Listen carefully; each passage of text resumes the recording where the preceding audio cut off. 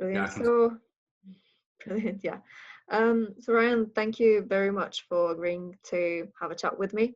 It's really good to kind of understand what sort of your things that work you are working on, um, get to know you and learn about your experiences and sort of challenges that you come across and things like that. So what we're gonna do is just have a bit of a chat. So I'll ask you really a few questions and we just take it from there as we go along.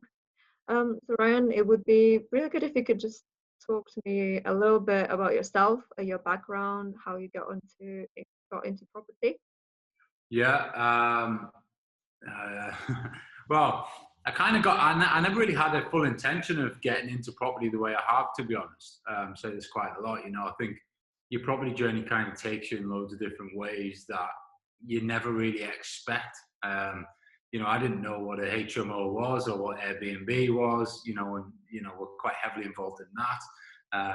I certainly didn't know about sort of controlling and creative strategies as well as buy, refurbish, refinance. But I just wanted to. So I used to be a financial advisor. Technically, still am qualified, but obviously don't practice. I used to be a mortgage advisor as well. So I just kind of wanted a pension fund. I didn't have a pension. I just thought, well, I'll buy a few little buy-to-lets and that'll kind of do. And from that, you just kind of start reading a bit more and learning a bit more about the industry and listening to podcasts and audiobooks and what have you. And you just start trying different things, and before you know it, you've got a full-scale property business that does all sorts and employs people. And we continue to strive and push for more and more and more, and which is great, obviously, but there was no firm intention there to do that from the beginning. Yeah. I actually had a property, my first ever property that I bought. It cost me over probably 10 grand with bad tenants, just by being a terrible landlord and not really knowing what I was doing. So that put me off for quite some time. So So when was that? How old that were was you? like that was like 2007. I bought that. So it really did probably put me off for quite a number of years, really. And then you kind of build the courage up to go at it again and try it. But this time with probably a lot more knowledge and obviously learn from the mistakes and probably around sort of 2011, 2012, sort of, I think coaching and mentorships and things like that were a lot more common, and obviously the internet was growing a lot by then, so you could get access to a lot more information, which I think is really good nowadays, where you can get a lot of information that you probably couldn't get 20, 25 years ago, so Absolutely, yeah. then that makes it good. And I don't know where it's going to take us, but I'm enjoying the journey so far, and I'm getting more and more people involved in it, and we keep pushing into different new avenues, and so it's enjoyable, which is the main thing. And I think that's one thing that people love about the property game is the freedom it kind of gives you. Although it is hard work if you want to make it work, but you can you do it on your schedule, and it's you pushing whatever direction you want. I know some people are quite happy to just get 5 or 6 cash flow and 3 grand a month, and that's it. They're done. They're quite happy with that. I personally have bigger aspirations than that, and I want to continue to push it as hard as I can for probably the next 3 or 4 years, and then probably at that point decide what I want to do. But at the meantime, it's just as much as we can get, as quick as we can get it. Absolutely. I think it is hard work, as you say it. When you started, did you start in property full time, or was it something that you did alongside other things, No, yeah, alongside alongside work? other things. So I've kind of always been self-employed as such, to an extent, and just always ran stuff, alongside various businesses, which I still do to this day. Still involved in other things as well. So, but it does. I think it can take as much or as little time as you want. The 3 days, I've probably not done that much, in all honesty, and then I've come in today just because I know we've got a few completions happening. We've got a few offers on the table out there, one which has been accepted. So just, I knew today was going to be a busy day. So, it's just a day for sort of being in the office and trying to, move things forward. But there are days when you don't have to be doing a load of stuff. Now, it doesn't mean that my business isn't moving forward, because I'll probably have 20 cleaners out and about doing service accommodation cleans. We'll have, I've got guys on the ground searching for properties and stuff like that. So the business is still ticking forward. It's just me personally, I'm not actually, doing as much anymore. I tend to just kind of make decisions as much as I can now and try and steer people in the right direction, and help people grow as well, which obviously I like to do. I like to grow my own team, and I like to. They all have targets and they all have to achieve certain goals, and it's up to me to get them there. And I feel like I'm responsible for getting them there. And then obviously we've got the mentees on the mentorship, and again I feel responsible to try and get them to where they want to go as well. So Yeah. So how do you tend to manage your time? I think when you've got so many things going on at once, do you try to structure your day so that it works for you? Because I've heard many people saying that it is quite difficult managing your time, especially when you're doing property. And for example, as you do, you mentor people and arrange courses two and kids. training as well. So two kids, young kids, so they take a bit of time. Exactly. Yeah, no, I've always been quite organised as a person, and I think that is probably a good skill set to have when you're trying to juggle a lot of stuff. We use Asana as our main sort of CRM system for most of our, or if not all of our operations, so it links every side of it up. I've kind of designed it that way. So I am quite good with technology and systems, so I've kind of designed Asana to suit my business rather than, say, buying an off-the-shelf rental software or, an off-the-shelf sort of, whilst we use channel managers, they plug into Asana. And I use Asana for my own personal stuff as well. So I don't just have to-do lists. One thing I find with to-do lists are they don't necessarily get done. So I always say, when I'm coaching people or even myself or my staff, if we have a to-do list, it has to have a deadline on it. And I think that serves well. So don't just write on a task and not have a set deadline when it needs to be done.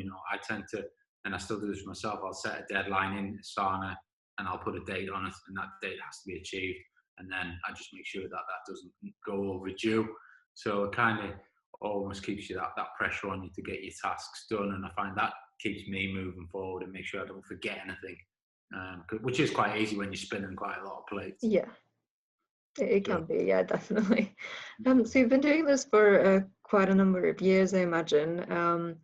And what would you say would be sort of the biggest challenges you came across in property? Like maybe one or two, the ones that kind of you learned most from it? Not starting sooner, obviously. I think everyone kind of says that because it works, and once you get it going, you kind of wish you'd done it 10 years earlier or straight out of school. Yeah. But probably not getting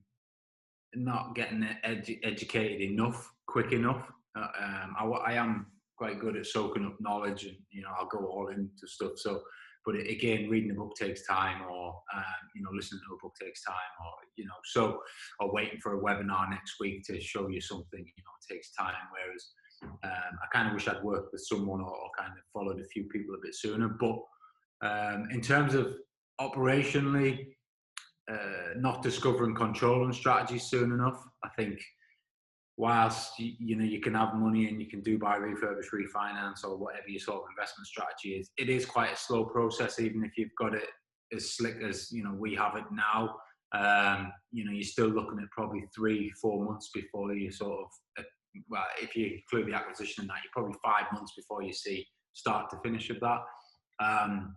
Whereas you can pick up rentals, well, today, tomorrow, and you can move in, and you can start operating the day after or the week after, depending on what's required. So I think some people as well also don't want control and strategies in their portfolio, which I find a bit strange, because for me, it's about cash flow. And if you do it right, you can easily get some really good cash flow from other people's properties. So if you can pick them up quickly and get good cash flow, then why wouldn't you want to do it? You know, it's only a risk if you've got poor due diligence and you don't know what you're doing. And I guess on that note as well, when you are buying, I fell into the habit of, I do buy, refurbish, refinance. So I had a pot of money, I'd buy a property, and then I would wait until that money was back in my bank account before I'd go back out and search for properties. But because you don't actually pay your deposits until literally the day of or the week of your completion, you could have been outsourcing properties still whilst you were kind of waiting for the initial project to get completed and refinanced. And, you know, as long as you know what's going to happen, then you're going to have the money and you can then move on to the next one. So that definitely slowed me down quite a lot. And I almost spend money now when we haven't got money, but I know that we'll have the money to fund the purchases based on sort of the cash flow projections that we do. So that's definitely speeded things up in the last couple of years by changing that mindset. And then the biggest shift for me was releasing control to other people and not getting sucked into the operations as much. So when you are building quickly, it is easy to try and do everything yourselves, and you know, you want to try and save a few pence here and there, but really it actually suffocates you and it stops you actually generating more money in the business. So now I very much try and avoid doing anything for the business, and I try and just make decisions and, you know, build relationships and sort of look at that end, because for me, that's what brings money into the business. And then I kind of prefer to pay other people to do the doing tasks of the business, so we can, you know, so I can focus on acquiring more property into the business, because ultimately that's how we're going to get more cash flow, or obviously, you know, do more in the academy and the training side of things and bring more people in through that as well. So that, for me, that's one of the biggest things that I see, especially, you know, I wouldn't class myself as a landlord. I don't want to be a landlord. I have no interest in managing properties. I've got no interest in managing tenants or guests, but my business does do that. But we just have certain systems and processes in place and people in place, and good people at that, to do those jobs, because they're much better at those jobs as well. I am quite impatient, so, you know, I am, and I'll admit that. And so when a guest can't figure a lockbox code out, you know, I'm probably not the best person to speak to on that front, because I am quite impatient.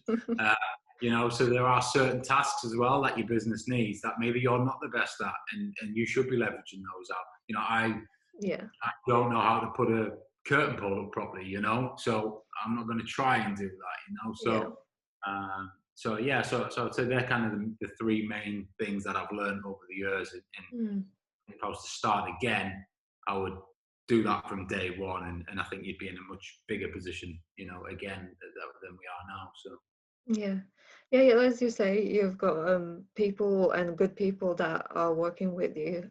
So how would you say you find the people that you can trust, actually? Because, you know, I see that you might want to have a builder, for example, working for you, and there's 10 that would want to do that, but you don't really know who to trust. So do you ask for people's recommendations, or like, how do you find people that you can actually trust to I think to work with? I think you've got to, when you're talking about builders, I think you've got to, recommendations is good, but I am actually in a court case at the minute with a builder that was recommended to me by a landlord that I still do a lot of work with.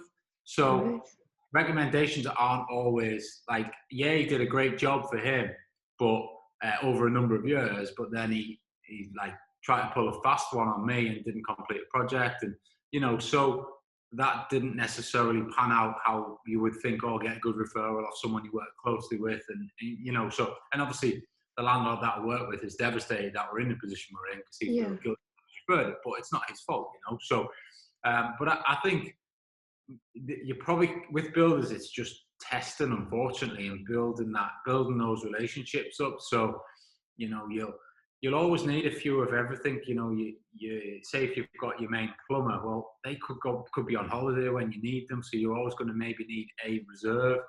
Same with electricians, you know, they're very busy electricians, so you're always going to need a couple because you might not be able to get the one you want all the time. So over the years, we've kind of just built a really good power team of a core group of guys that we use regularly. We've got a WhatsApp group, so all the sort of core people that we use are in the WhatsApp group, and we kind of just, the office just kind of drops the job into the group, and then whoever kind of comes forward for it first, you know, we kind of look to work with. I have had an instant where we had two tiny flats above each other, and I needed to work doing the electrician, and two electricians came back exactly the same. So we just split it. So one took the top flat, one took the bottom flat. So it was fine in the end. That worked yeah, out. to get into the group, we have to have worked with them for some time, and we have to, you know, have trusted them, and we work well with them. They're quick. They know what we want. I mean, it's great the way we've got it running at the minute. It is literally like the guys will go, they'll actually go and pick the keys up from the completions, go straight to the property, drill a lockbox on, and then they know what work we need doing. You know, quite often now I don't really go near properties. It's just crunching the numbers and sorting the lending and things like that out. Obviously, we have the right people doing all that stuff, but me personally, I don't do that so much anymore.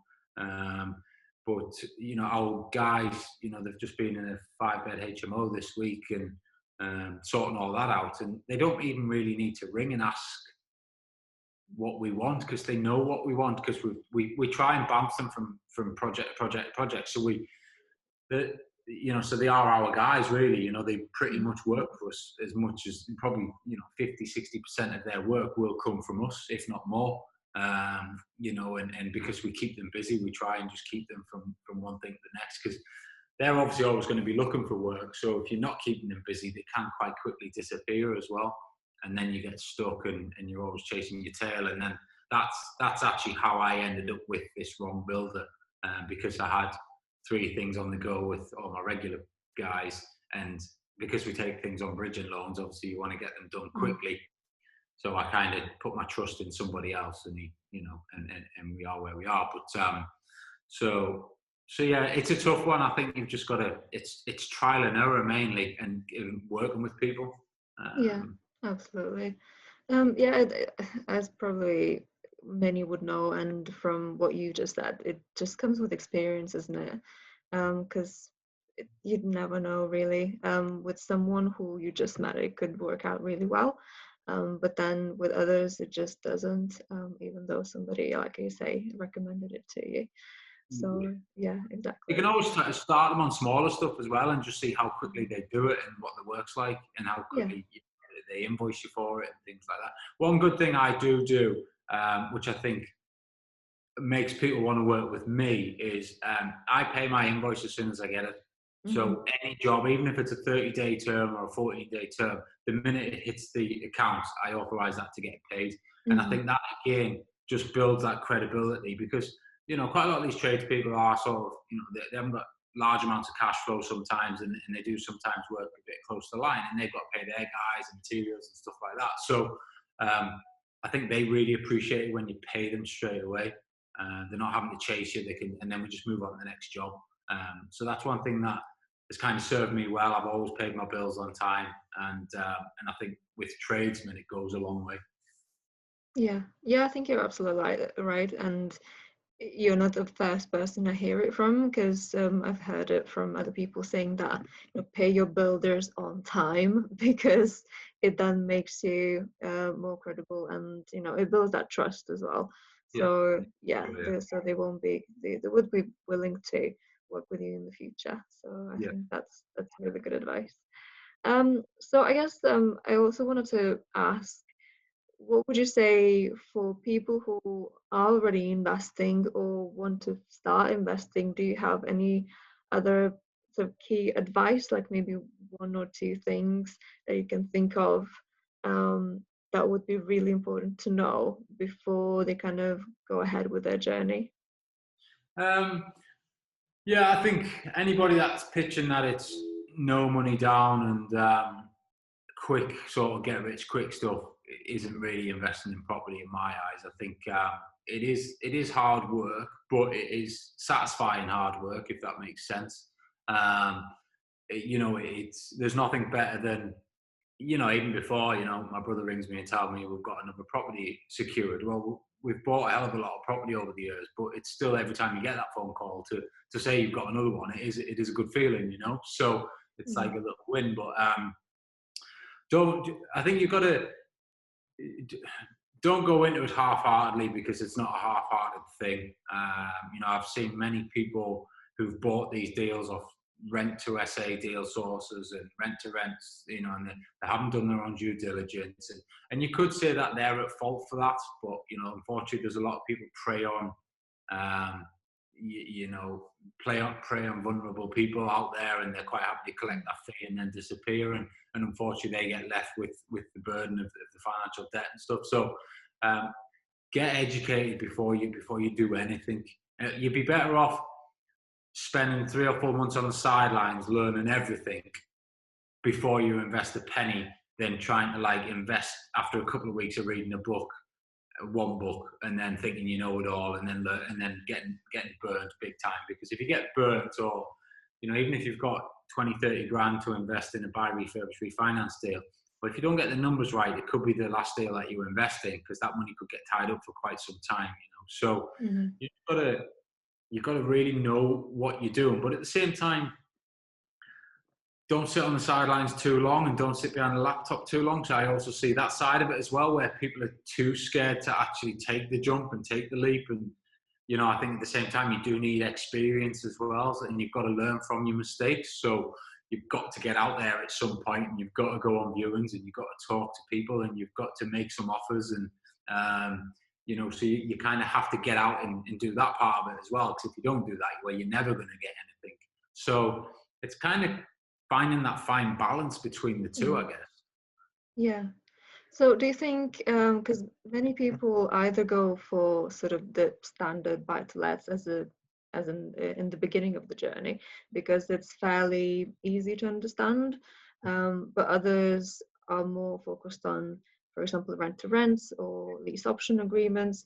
So if, for example, there would be someone, with 20,000 in their pocket, would you rather say it would be more worth to build it cash flow and with rent-to-rents or lease options, or just go for the safer option with buy-to-lets? Yeah, again, this comes down to area. 20 grand isn't going to get you very far down south, but up north, obviously, it might. So it depends on your strategy in your area. I would probably be, if a mentee came to me and said they had 20 grand, I would probably say, right, how can we turn 20 grand into 40 grand? And that for me is how I look at money and business and coaching. I think property is just a product, and we're kind of how do we use that product to turn more money into more money? Ultimately, obviously, you want to build your own asset portfolio, because then you control that, and it's your foundation. Obviously, on a rent-to-rent deal, it could get pulled from you at any time. But if you build relationships and stuff, then it shouldn't. But I am massively in favor of covering all strategies at all times from day one. I don't see why you can't go out and view a property and it might not work as a purchase, but then why not talk about a lease option, or why not talk about a rent-to-rent on a types, So by knowing everything, it gives you a bit more of a skill set to be able to go and speak with confidence and try and work a deal out that works for everybody. Yeah. So ultimately, it's about cash flow at the start. I've not met anyone yet, or spoke to anyone yet really, that said, I'm going to get into property for asset growth in 30 years time. Most people I want to get into property to get my £2,500-3,000 a month, so I can quit my job, and then from that I want to build my own, business. And so it's a case of, well, how do we get that recurring cash flow as quickly as possible? For me, it's creative strategies and controlling strategies. And then as time builds and as the cash flow builds, then you start to look at, buying your own stuff and going that way. So that would be my recommendation. It doesn't always work that way. I think, it's just, everyone's different, but I do think it's not a bad play anyway. Yeah. That was brilliant. So yeah, thank you very much. I think there's been loads of great advice from experience and examples as well. So if people wanted to find you, sign up because you do training and mentorship. So if people wanted to find you, where can we find you and sign up for the training, or just have a chat with you if or join your Facebook group? What's your Yeah, just website? I mean, anyone can hit me up on Facebook and just send me a message. I am quite responsive, and I think that's one good thing that one bit of good feedback I get from people on the academy is how responsive I kind of am. LukeHolmesAcademy.co.uk is kind of my website for all the training stuff. So whatever we've got going on at whatever time, everything is pretty much on there. But yeah, just get in touch. If anyone wants Yeah, to learn. And we've got various groups, got various WhatsApp groups, Facebook groups. So, and everyone in there is fairly like-minded. Everyone just wants to get into property or are already in property and doing it and just wants to make it a better journey for themselves. absolutely. Just out of curiosity, how many people are you mentoring at the moment? Which I try not to take too many on each month because one thing I don't want to do is I don't want to just have, I know there's bigger training academies out there and they get loads of people in a room and they do these crash courses and stuff like that. But that's not my mentality. I think one thing that I've done is I've really studied other people's programs, and a couple of things that kicked out were limited number of phone calls, i.e., one phone call every 2 weeks or whatever it is, and recorded live stage sort of stuff rather than actual specific content. So I've made my program very support intensive. So if someone needs me in the next half an hour and they're on the program, they can ring me. More than likely, I'll answer the phone and I'll give them an answer. If they need to jump on a Zoom call and solve a problem, we do that. So I don't want to be taking on 20, 30 people a month because I wouldn't be able to have enough time to remain and keep the quality there for people. So I try and limit it to sort of a handful of people each month, and then I feel like we get a lot more out of that, both of us, and it allows me to obviously focus on the business of which is buying property as well. Yeah. So I've got to be careful with my time as well as everyone else's. So Yeah, absolutely. And I think people should appreciate that because there are other training providers, like you say, having loads of people, like hundreds of people in the room, and it's kind of a lot of them were saying that they lack that one-to-one support because the business is so big, and 100 people can't be supported one-to-one on a quite a regular basis. So I think it's really yeah. nice that you actually kind of care about them, and which makes absolute sense. So Yeah, no, yeah, it was one thing that I just, as soon as I made the program, I was adamant I was going to do it that way. There's various ways to do it, and I don't think putting people in a room and giving them a 4-day intensive on how to teach property is the right thing because a lot of stuff's forgotten about by the time they get to that point. So yeah, it's all well and good, they'll leave there, they'll start trying to acquire property, but it could be 3-4 months before they get their first service accommodation unit. So then they've got to remember how they then set it up and how they do all the bits and bobs, from that initial 4-day course. So I kind of just work with them at each step. So we only talk about stuff that's relevant to their journey at that point in time. And then as they go further forward, we kind of add more and more content into it. And just, yeah, I think the thing with mentor programs is everything that we teach is out there for free. There's no doubt about that.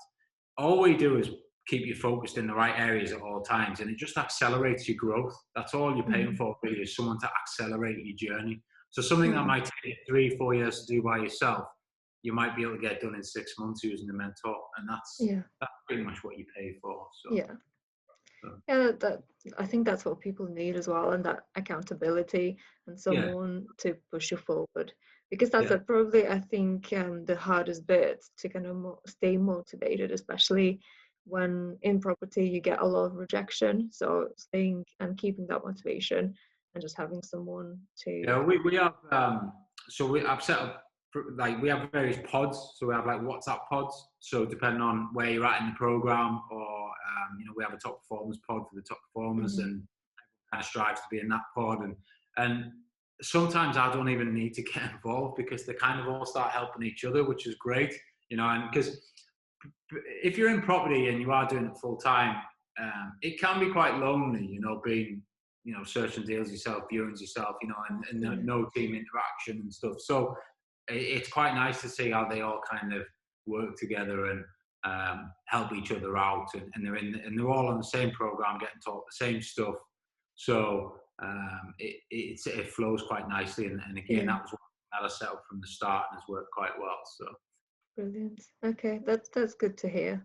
Yeah, and I did find as well that people in property, there are a lot that are willing to help each other. It's just kind of a community. So when you get involved in like WhatsApp groups or LinkedIn and just conversations, you can kind of get the feeling of community really, because definitely there are people who are willing just only to kind of gain benefit for themselves, but there are a lot willing to help and give you advice and kind of answer your questions. So I think that's absolutely great. yeah, no, it's a good industry. It's enjoyable. So Yeah, brilliant. Okay, so yeah, I don't think I've got any more questions, and I really appreciate you sharing your experience, thanks, Al. examples, and yeah, everything. So yeah, thanks very much, and I hope we keep in touch and Yeah. yeah, catch up soon. All right, great. Thanks. Take care. Have a great weekend. Thank you. Cheers. Bye.